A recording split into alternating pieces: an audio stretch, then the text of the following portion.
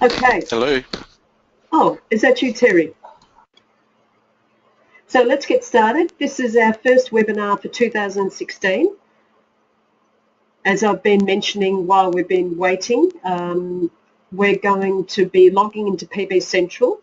That's what I'd like you to do, and add a comment to the post that I've started about tonight's webinar. So the way you get into that is in the announcement at the top of this page, you just click on share your win, and it should take you to this webinar here, and we can see several people. There we go. Heather, my win is that I'm having great fun helping 3 international graduates with study to work transition. Oh, that sounds very inspirational. Well done, Heather. So we'd love you to share your wins. That's what we're here for. It's not just all about support when there's times of trouble. It's also sharing in others' wins and acknowledging that.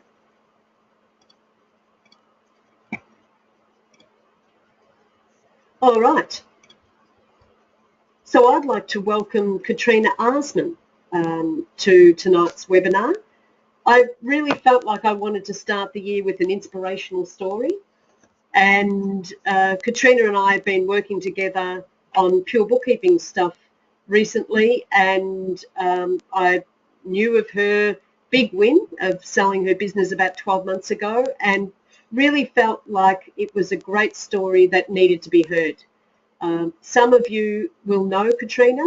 She runs webinars and seminars and does mentoring as well, which she'll tell you a little bit about at the end of the webinar. But primarily she's here tonight to tell her story, and hopefully that will give you some inspiration to start the year. So welcome, Katrina. Thanks, Deb. Appreciate it, and I'm glad to be here. Terrific. So I guess let's take it from the beginning. How and when did you start your business? Well, I started when my children were born. I left my full-time tax accounting job and decided I'd just do some casual bookkeeping. And then as the kids got older and they actually got into high school is when I actually started to take the business a bit more seriously, and wanted to do more accounting work, get away from just the data entering. Yeah. It's quite easy to get yourself into a rut when you just get some, bookkeeping work, doing it all yourself. So it's good to just refresh what you're really wanting to do. And my desire was to get into some other type of work, so that's when I moved out of the home office and really thought about the business a bit more seriously. And what was it that, I don't know, did something change in your life, or what was it that actually brought you to that point? Because that was the time when you were really thinking it's time to get serious. How did that come about? Yeah, I think it was the realisation I was in a bit of a rut. So you get a few bookkeeping clients, and they're almost like an employee-employer relationship, although you've got your own business and you're a contractor. And you're just doing the same things all of the time. And I just felt I needed a bit of a challenge, and I needed something to push me, to grow. And it took me a long time to get to that point where I thought, I've really got to do something about it. And it was at that time I actually went to a recruitment agency to look for a job and looked at other small bookkeeping businesses thinking I'll sell, the client list that I had at that point, which was very small. It might have been about 20,000 or 15,000. Yes. And I looked at other small businesses and I thought I could actually do that. I could actually create a bookkeeping practice myself. I can employ people and I can build it. So it was that's when it started going through my mind that, I can actually do this myself. Oh, so it was kind of confidence as well, was it? Yeah, definitely. It was a mindset of, as I say, you're in a rut, so you just do the work that you have to do every week. Your compliance, keep your clients happy. But it wasn't until I thought, well, I need to challenge myself, and I just couldn't make a decision, so I just decided to do it. Okay. Which is probably the best thing that you can just actually do, is just give it a go. Yeah. Just go out there and do it. Yeah. So that's what I did, and yeah, so I found an office and moved into the office, and that's when the mind shift actually did happen, that I actually took it seriously myself. Mm.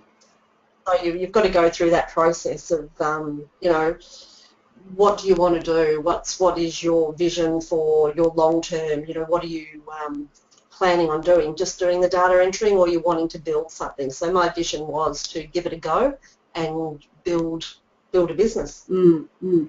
Do you think it's possible to get to the point of having made that decision even when you are working from home?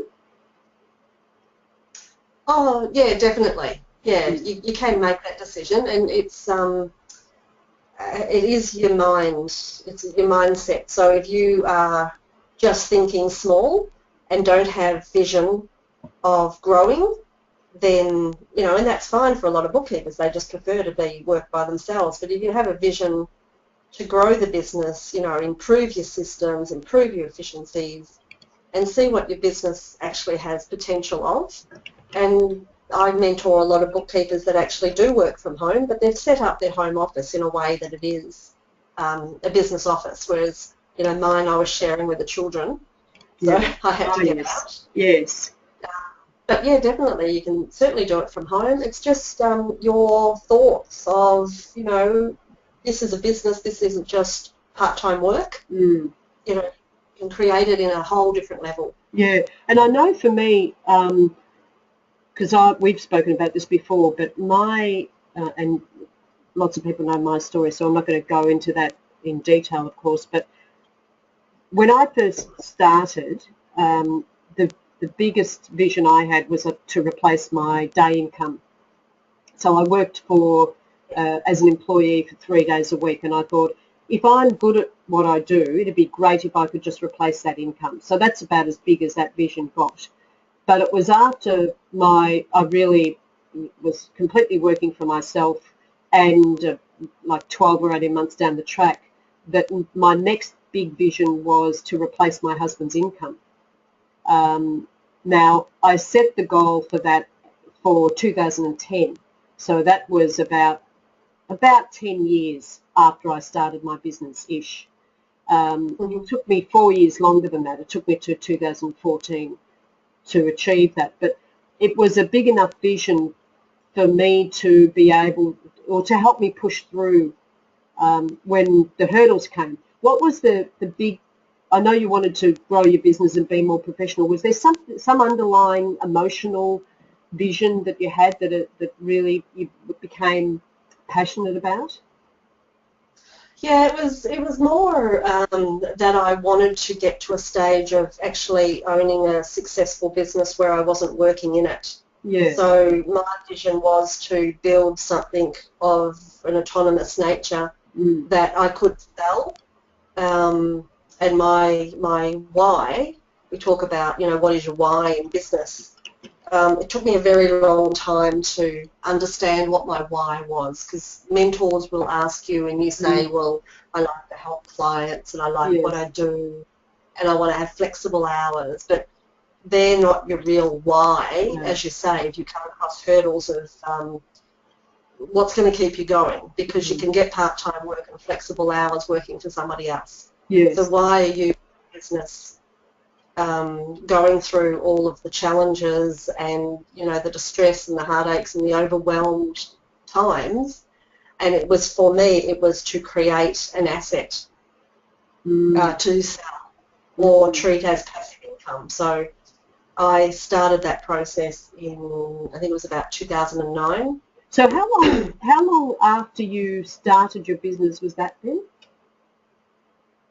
So Yeah, so I started with the children in 95, but I didn't get a business name until 2000. Yeah. And then I moved out of the home office in, I think, 2009 or 2008. Yeah. And what's interesting, I think, is that you were able to see the end game in this journey. It does take quite a lot to actually believe that that's possible. But you were able to see that quite clearly in the end, and that's what you worked towards, and you were relentless with that. Yeah, that's right. And that's what the mentor helped me find, that vision of why I'm doing it, what is our end game, what is the figure, what is the result, and when do you want it by? Yes. And then you work back from there and find out the steps you need to go through to achieve that end game. But as soon as I did turn that switch on and talk about, you know, a serious business, I was in business mode. That was my end game, and that's what I headed towards. Yes. And it was very easy once you knew that. Okay. Yeah. But, you know, there's so much clutter in your mind, and you're so busy that you can't step away from business to actually analyse, you know, what are you doing this for? Yes. And that's part of, I guess, when everyone's heard me go on and on and on about working on your business instead of working in it. And it's a real rat race, a real trap if you don't make time to work on your business, isn't it? Yeah, that's right. And that's one of the reasons why I reached out to Pure Bookkeeping as well. Right. Because I was trying to work on my business, but I didn't know where to start. Yeah. And I didn't know what systems I wanted or needed, and I didn't want to reinvent the wheel. So, you know, I reached out to Pure Bookkeeping, I think it was 2011, got some, you know, the manuals and the systems in place, which helped me structure it and understand how this was going to happen. Yes. That it can happen if you know, put all the systems in place and you get the autonomy, then, you know, it's not rocket science. I used to tell myself, that was one of the things that I used to tell myself quite often, that this is not rocket science, this is doable. Yeah. You're good at what you do, you get your clients in, you get the bookkeepers to do the work. Yeah. You make sure that the systems are in place and the profitability is measured, and, you know, have to check your audit, but it's doable. Yeah. Yeah. That's, I think that it is that, it's that belief as well. Like that's what you're describing. It's the belief, unwavering belief that it's doable. And to actually, I think probably we can put, like, it just seems like a huge thing that when we think of a vision where I want to have a red belt or a black belt business and so many staff working for me, and like if you create the big picture like that, which is great, but when you put the manager's hat on, it can be a bit daunting to create to make that vision happen. And I guess that's having the mentor would have been really important to you then to keep you on track. Yeah, definitely. I credit the success of my business to my mentor. Right. And you don't even realise how important that he was to me, to just make it clear of what I needed to do, and just be 100% supportive. And he knew I could do it. Yes. And he said, you know, some of the conversations were just, you know, just do it. You know, sometimes you've got to take risks. Yeah. And you've got to hire that, you know, accountant, or, you know, hire that second you, just to be able to, you know, have the growth within your business. So there's certain risks that you do have to take, but as long as you measure those risks. Yeah. Calculated risks, as you say. Yeah, that's right. And then you know what you're in for. You know what you need to do. You know, it just becomes a lot clearer. Yeah. So that was, I would say, probably the biggest decision to start off with would have been that decision to actually grow your business. Are there other ones that happened along the way that you would say were really critical decisions that you made? Yeah, employing a really good person that was a second me. So I already had some bookkeepers. Yeah. Contractors that were doing the data entering, but I was reviewing everything, and getting still bogged down in, you know, a lot of the reviews and the training and the checking everything. Mm. So it was really important for me at that time of my business to put on an accountant that actually could do the reviews Yes. and the consulting and the training, Yeah. and support me in growing the business as well. Mm.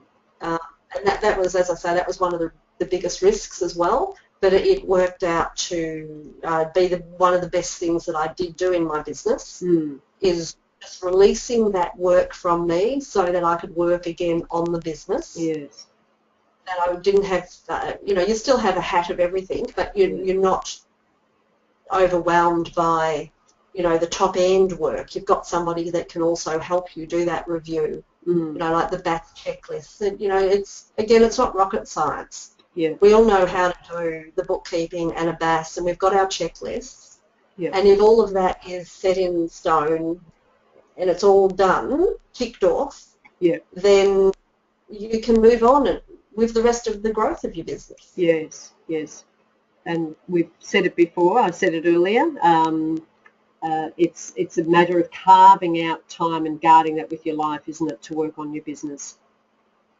Yeah, that's right. And that was another one of the biggest decisions, was actually moving away from doing the bookkeeping, so that I was only doing the review and some consulting and thinking about the growth of the business and putting the new clients on and staying in touch with all of the new technology.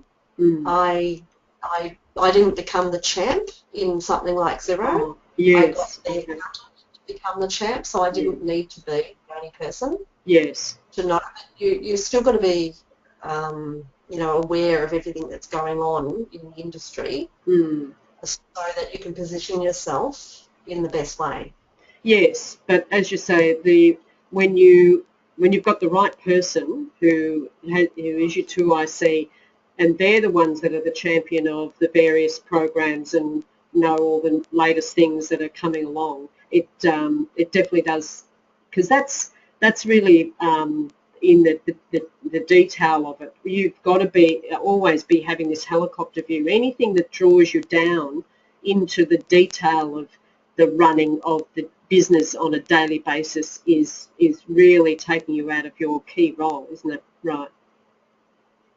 Yeah, that's right. And you can't do both. You've got to really concentrate on that helicopter view. Yeah. And just, you know, ensure that your profit margins are there and you've got your KPIs and all your systems in place, and then continue growing the business. Yeah, one of the things that I struggled with when I was transitioning I made the decision I was going to grow my business, but for quite some time after I made that decision, I still struggled with being convinced that working on your business was as important or more important than working in it. It took a long time for my mentor, who was my business coach, Peter Cook, to actually drum that into me.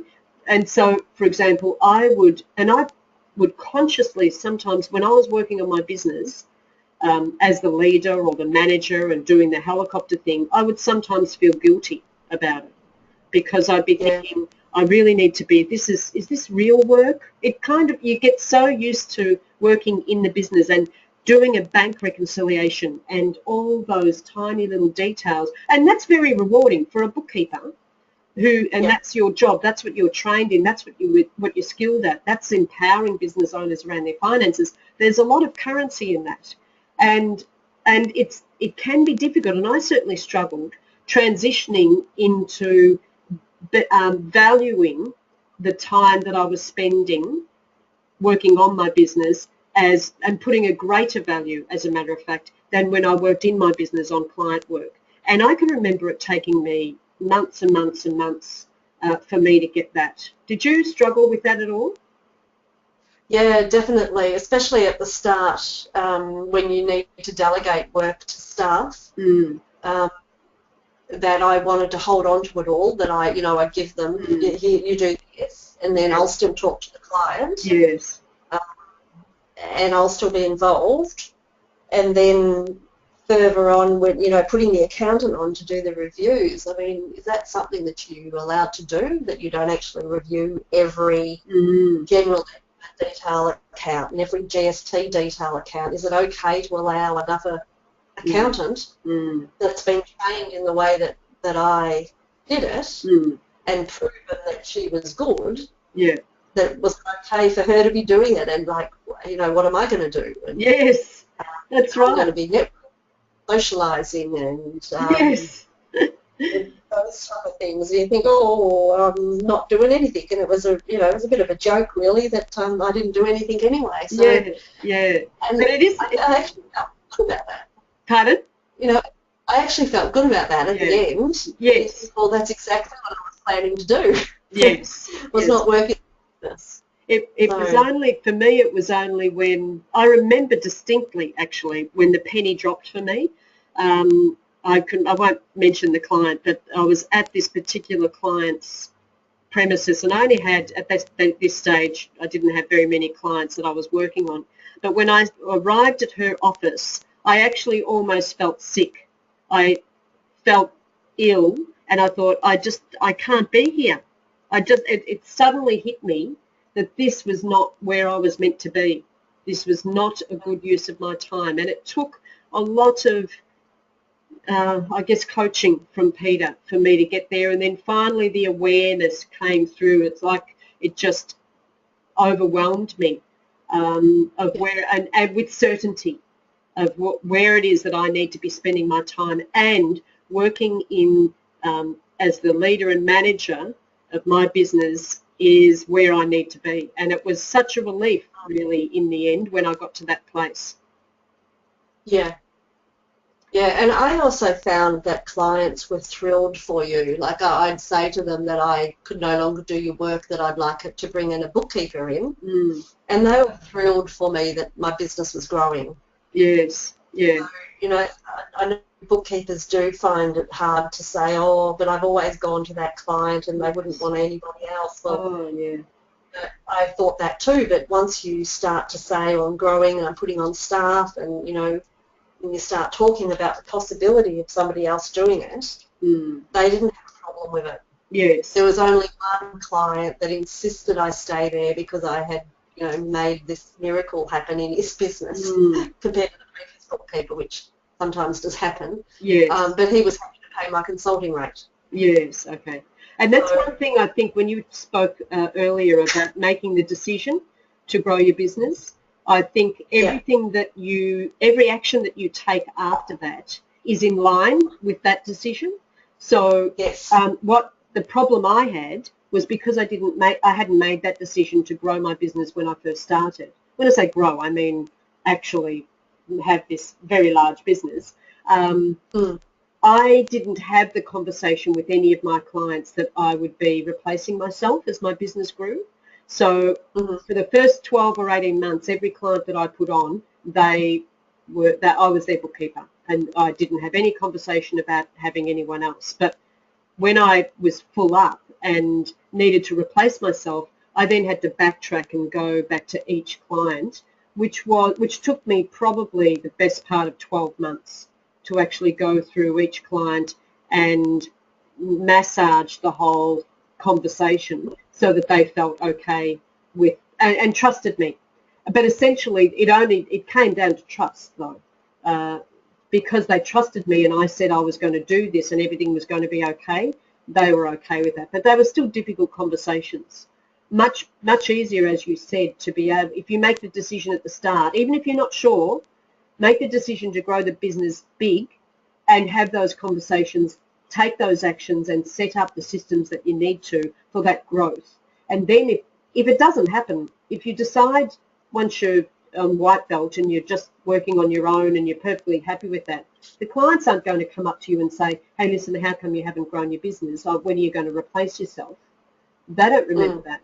So, but it's much easier, wouldn't you say, if you are able to make that decision earlier on, and then every action that you take after that supports that decision.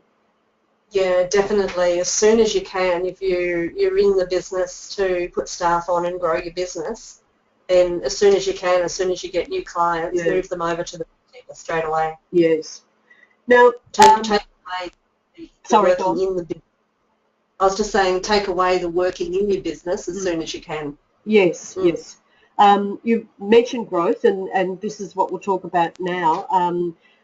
Dean's actually made the question, or passed the question. I have all the systems thanks to PB. My biggest problem is getting out to get new clients, overcoming the reluctance. Any thoughts, advice?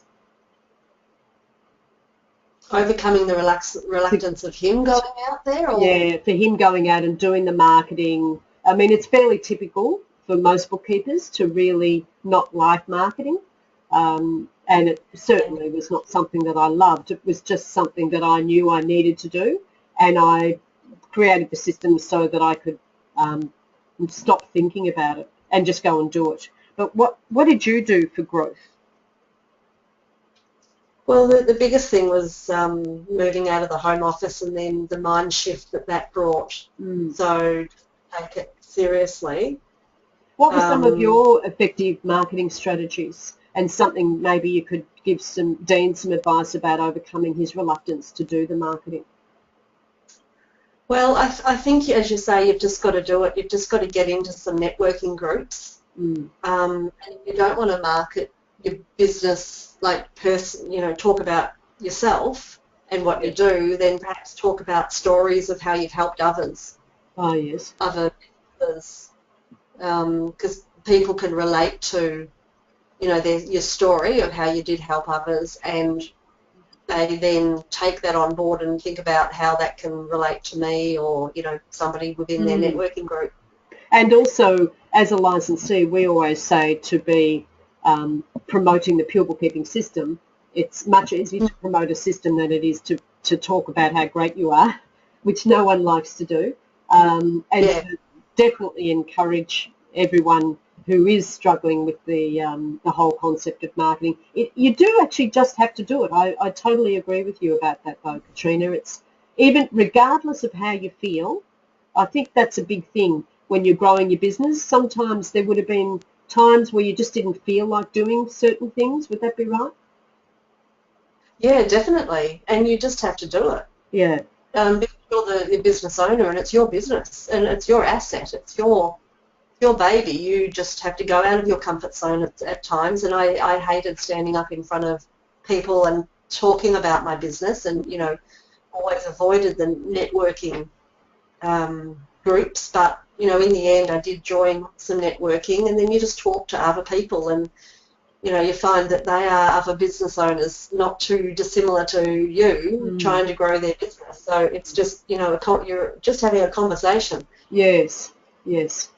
And I think that's right. And I think when you've got a big enough vision, those times where you feel reluctant, where you think, I just don't feel like it, I don't feel extroverted, which is what you've got to pull out a tiny bit of an extrovert out of you when you're doing your marketing. I think that's probably fair to say. But it would be your vision that would get you out there. Why am I doing this? That would always come back to that, I would think. Yeah, exactly. And maybe you could think about what you're good at.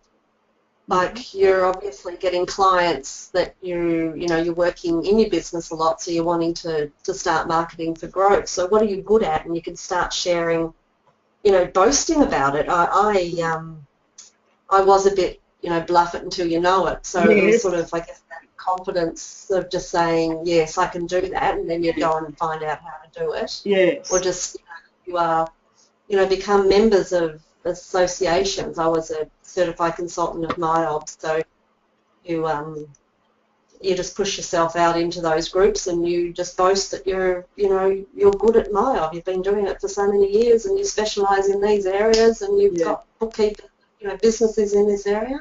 And I think there's a saying called "fake it till you make it."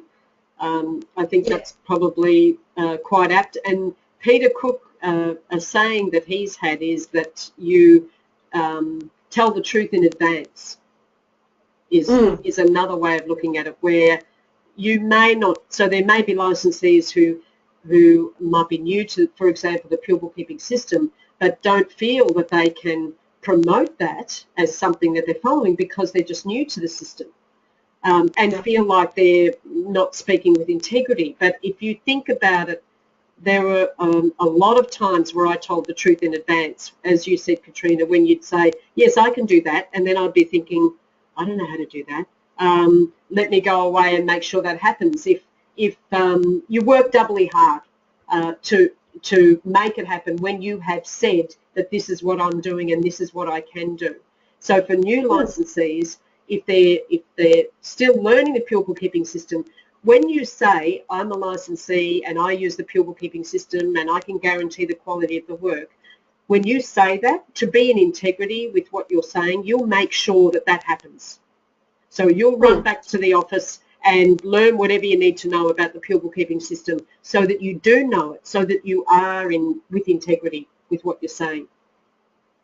Yeah, and in reality, the growth of a business is about learning new things. Yes. So not out of our realm to say I know payroll or I know inventory, that you can go and learn whatever you needed to learn in that area. Yes. It might be a software that you think, well, I know, I'd like to get into it, and that you just say, yes, I can do it. Yes. Or you might say that I'll be learning it with you, or yes. You'll be growing the education with you. So, sometimes you might need to explain that I won't charge you 20 hours to work out how to set up a Xero, or I know how to do it. And that's right. Yes. And we want this this little chat that we're having to be warts and all. So what were some of the biggest mistakes that you've made over this time? I think not planning sooner. So I wasn't a big planner at the start, but I think the mentor got me into, that's when the structured planning happens. Okay. And not delegating the work as quickly as I could. So work would come in and I would have staff, but I wouldn't give it to them until, I don't know what I was waiting for. I think I was waiting on doing it myself because it was messy and whatever.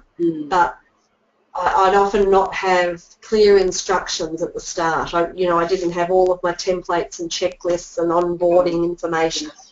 So I would get the information, give it to a bookkeeper without telling them what they really needed to do. Yeah.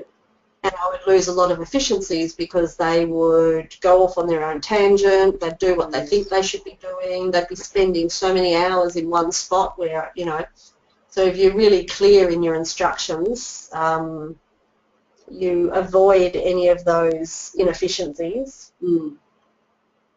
Yes. So when we talk about mistakes, so in regards to delegating, and I guess it all came down to the systems for you then to overcome something like that particular thing. Yeah, that's right. You start getting templates in order and job lists, so you scope a client better. And then you write down exactly what needs to be done. So you really scope it better. And you use Xero Practice Manager, well, it was Workflow Max then probably, and you use that though in your business to help with all of that, didn't you? Yeah, definitely. So you can set up templates of how you onboard a client and then, the work that needs to be done.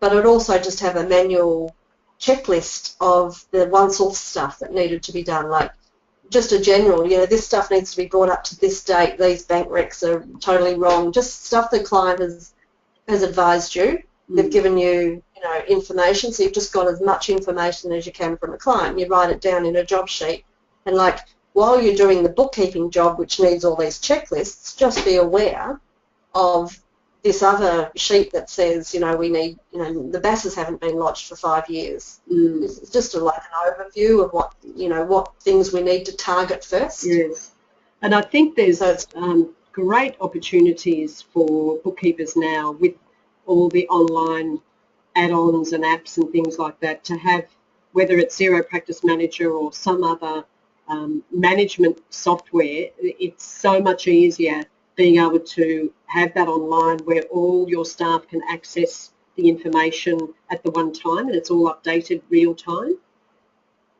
Yeah, definitely. That was another one of my saviours. I think I bought Workflow Max in 2011 or 2012 because I was so frustrated with not knowing where the work was. Yes. And if I had 3 or 4 staff and they'd come in part-time and I didn't know what they were up to, what had been done, what it was even in the office, you know, at what stage their battles were. So all Excel spreadsheets, all in your head. Oh, yeah. So it was a matter of putting it into something like Workflow Max, which then Xero purchased, and I thought, yay. Yes. Because then Xero's going to get hold of it. I thought there'd be money thrown into it. Yes.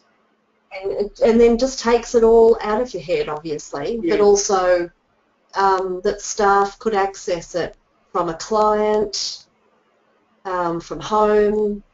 Yeah. You know, it was just all remote, and that was one of their first programs that they opened in the morning, was their Outlook and their Workflow Max to see what they had to do.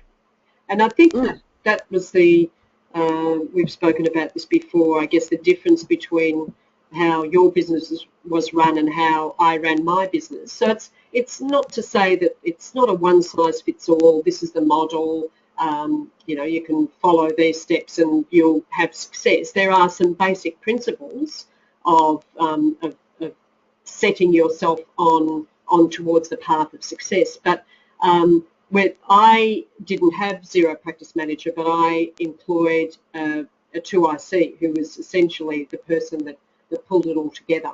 And you definitely, in your model, I think you could probably get by without that person.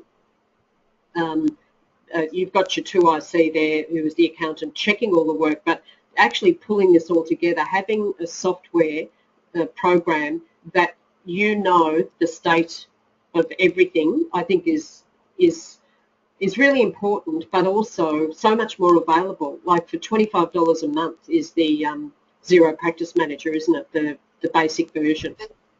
Yeah, it's actually called Workflow Max. Oh, okay. The $25 a month one, and it doesn't provide tax. Yeah, yeah. But now Xero has got Xero Tax, which is free for bronze, which is really interesting. Yeah. That's a whole other conversation. I guess, so that's which I won't go into now, but I just wanted to make the point that to take advantage of the technology, and also I think don't reinvent the wheel around this. One of the issues I think that can happen with so many new things coming on board with the technology is that we chase the next bright sparkly thing, and because everything keeps improving, someone then goes online and says, oh, I've just tried this other new thing, and so you drop the program that you've been building for the past 3 or 4 months or something because this other one seems to be the new bright shiny thing that might do more, and you can spend another 3 or 4 months working on that one. I think it's more important to find one that works and just grow your business.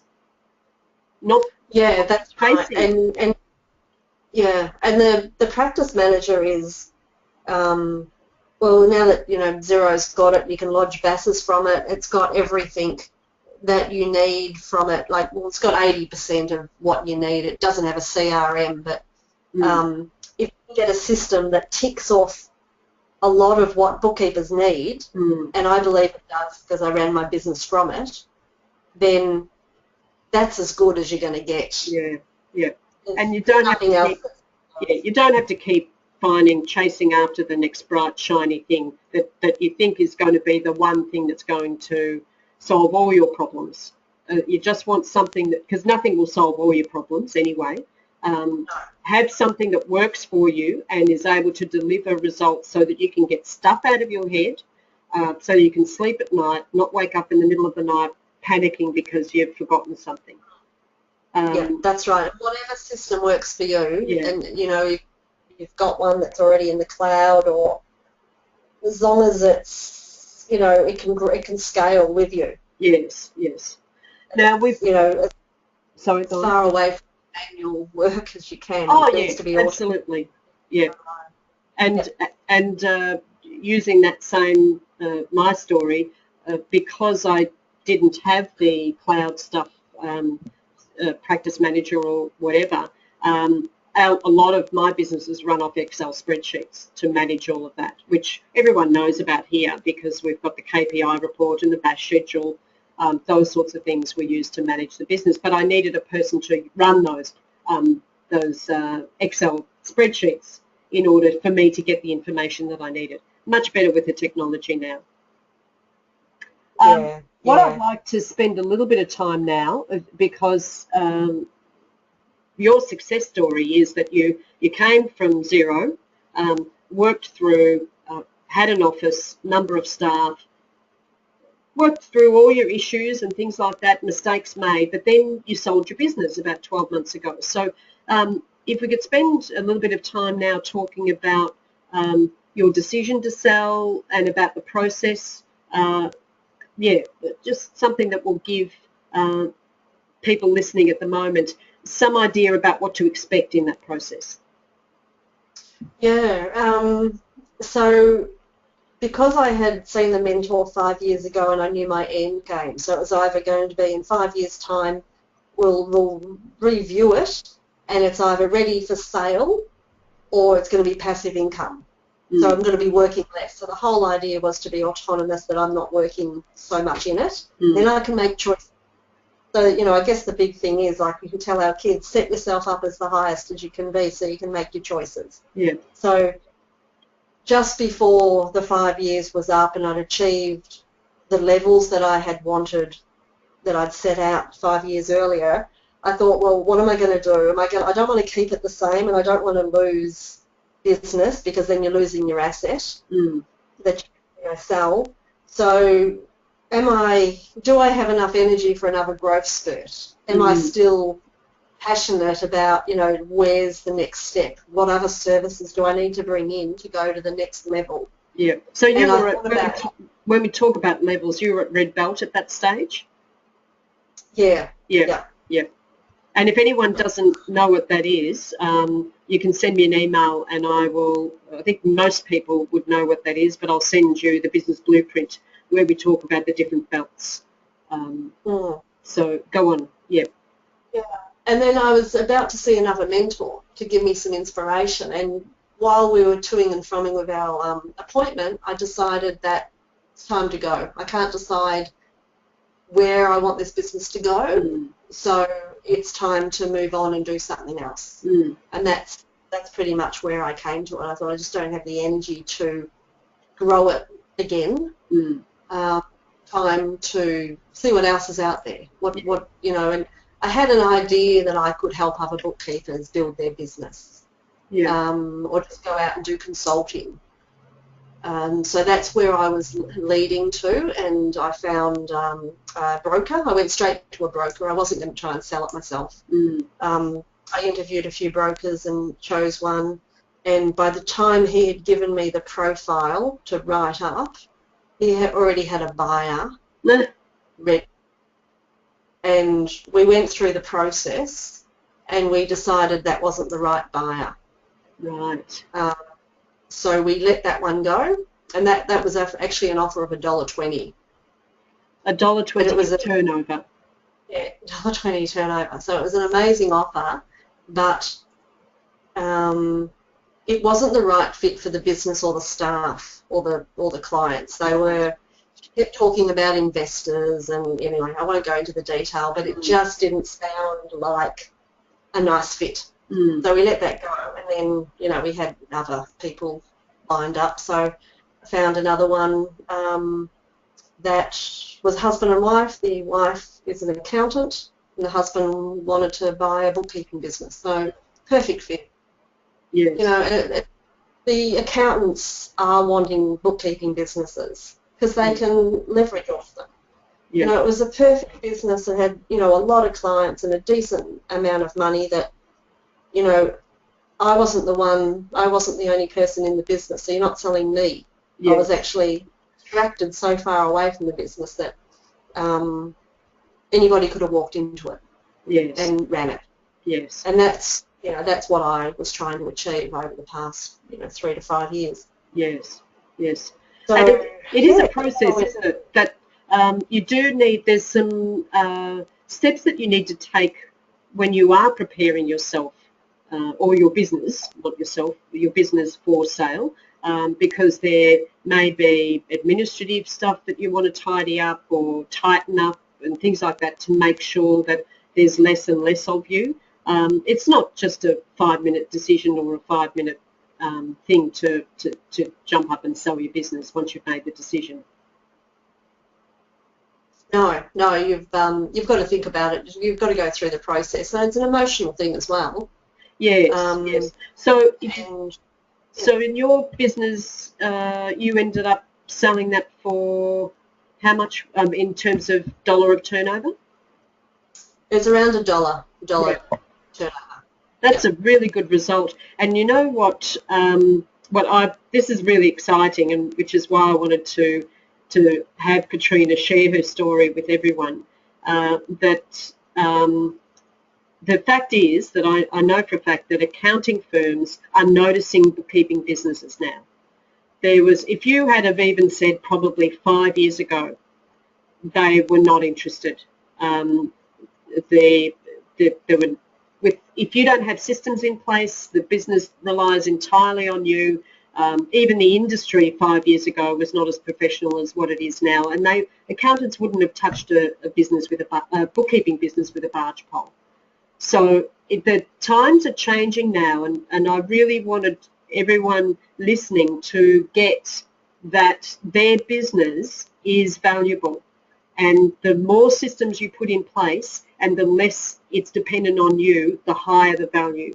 And you can get $1 of turnover, provided you've got all those things. It needs to be profitable, needs to have systems in place, and as little involvement from you.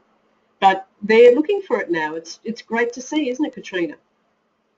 Yeah, it is. I had a lot of accountants quite interested. They still want to offer a lower level, a lower price. Right, yeah. But they will come around when, there's tight competition out there. Yes. And there's a lot of them wanting to do it. Yeah. To get into that space, and they're profitable businesses, and as you say, if your systems are all there, and you are not the right, the main person of the business. Yes. Usually, if they're remote clients and spread over, like dollar value spread over clients, you don't just have one main client. So there's a few things that you need to look out for when you are wanting to sell, but. Yeah, that's a good point.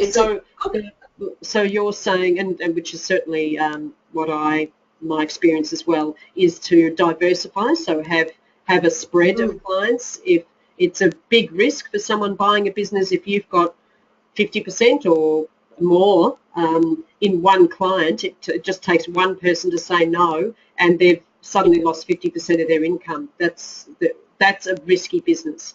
Would there be any other main things that you would say that, because this is important in terms of how people structure their model and their business, how their business looks, is to make sure that's certainly one thing. Can you think of anything else that would impact on the value?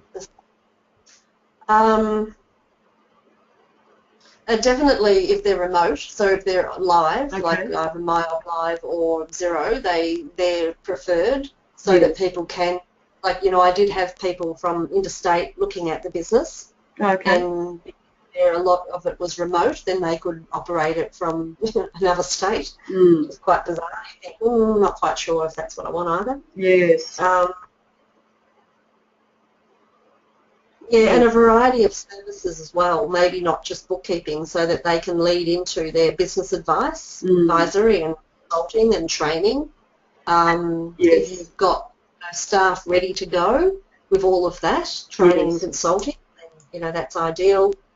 Not too many, you usually don't have too many overheads, but maybe not too many staff, and, that they've got employment contracts, and they've been there a while, and they're willing to stay and all that type of stuff. But having said that, you can just sell your client list. Yes. So you don't need to actually sell your business and your staff and your website and everything. You can just, like smaller businesses, 50,000, 80,000, people are just willing to buy a client list. Yeah. And the other thing I think is important as well is obviously your charge out rate. If you're charging $45 an hour, or below the quartile, the top quartile, 60, you should be $65 plus. It's heading north of that.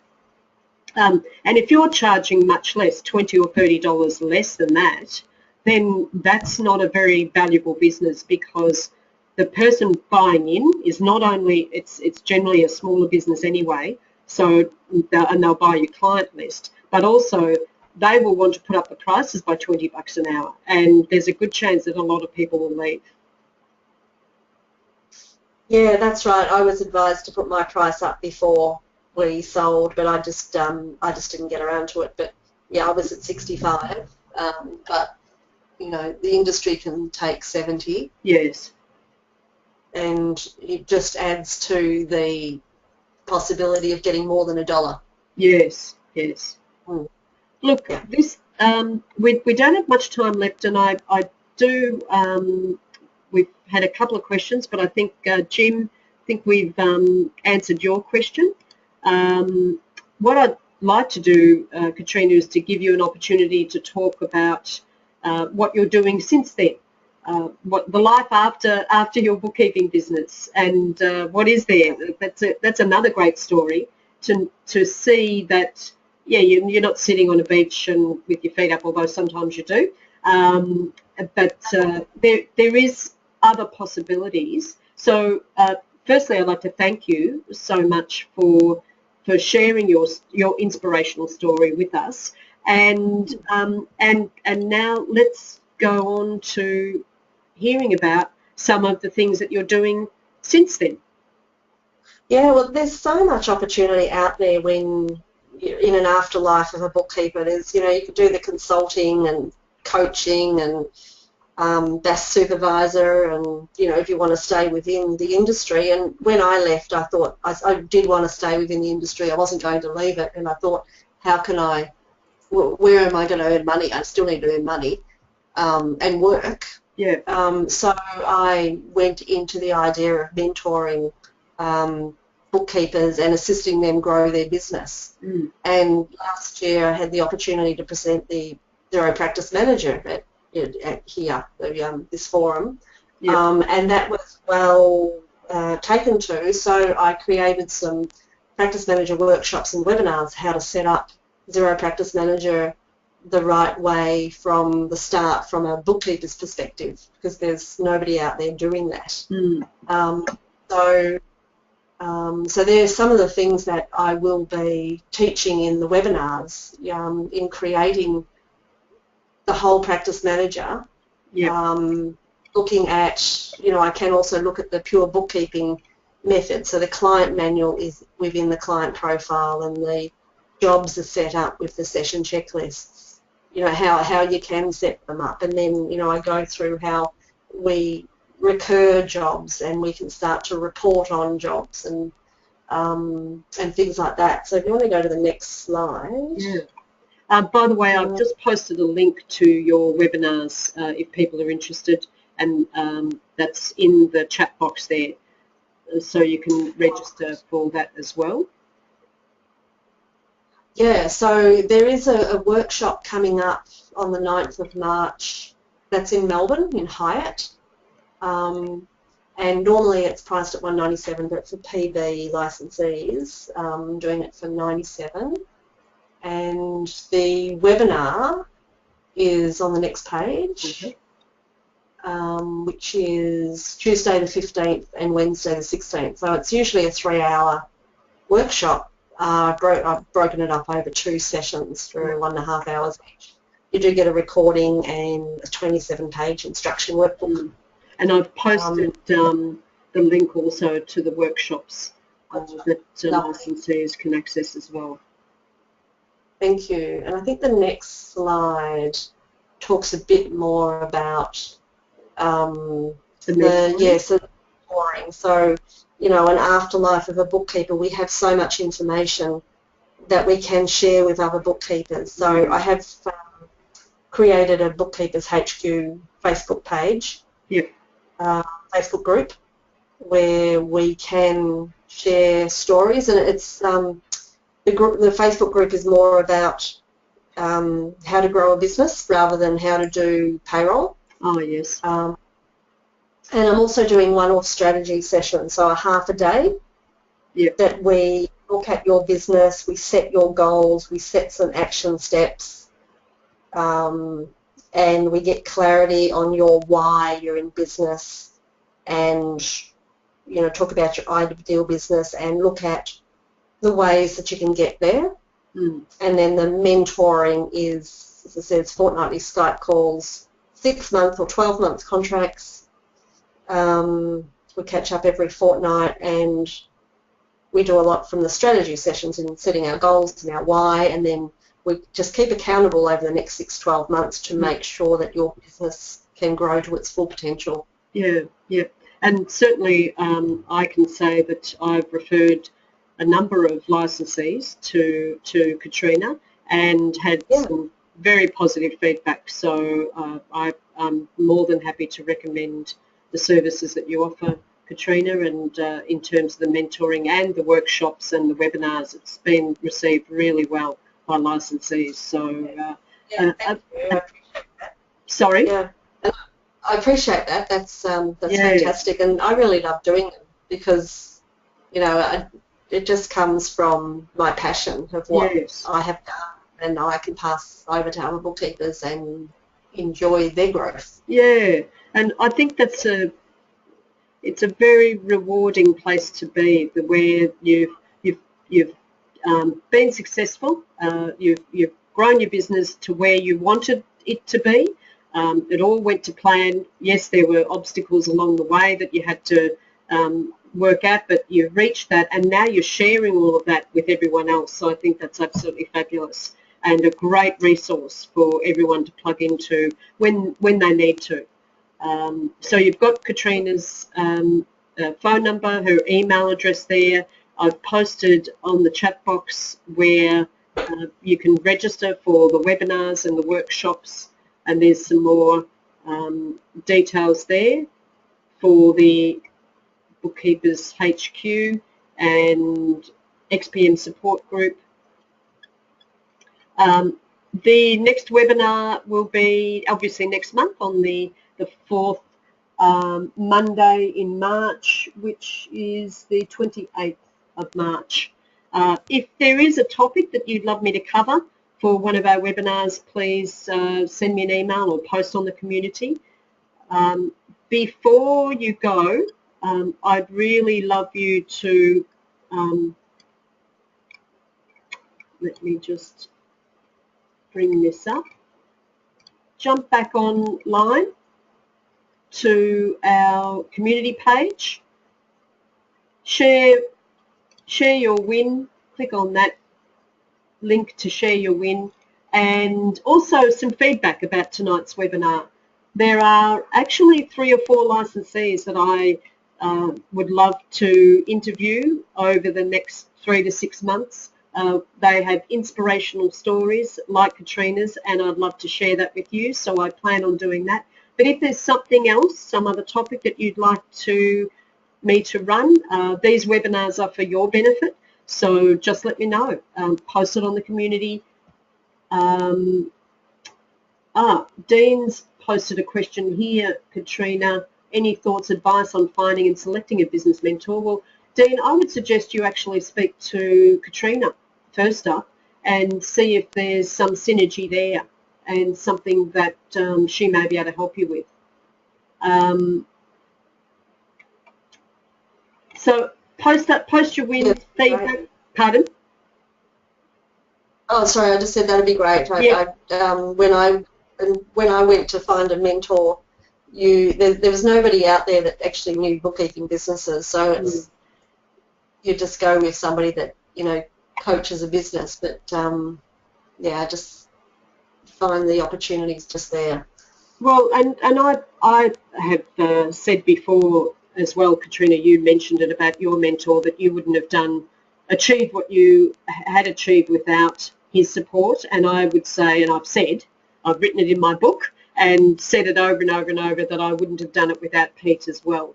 The great news about licensees being on board is that you do have the support of the community, you do have the support of the mastermind meetings, but if you do want one-on-one mentoring, and if your business is at that stage, I usually recommend that anyone starting makes the most of the support that is offered within the Pure Bookkeeping community. And then when you get to the next level, then definitely mentoring, I think, is probably a worthwhile investment, and would, as I said, would be more than happy to recommend Katrina. Looking forward to seeing many more posts online. Thank you all very much for attending. And there's, again, Katrina's email and phone number. I realise it's the last week of BAS and you've done really well to attend tonight, so good on you for that, of prioritising your business. And we'll see you all next month. Thanks, Katrina. Thank you.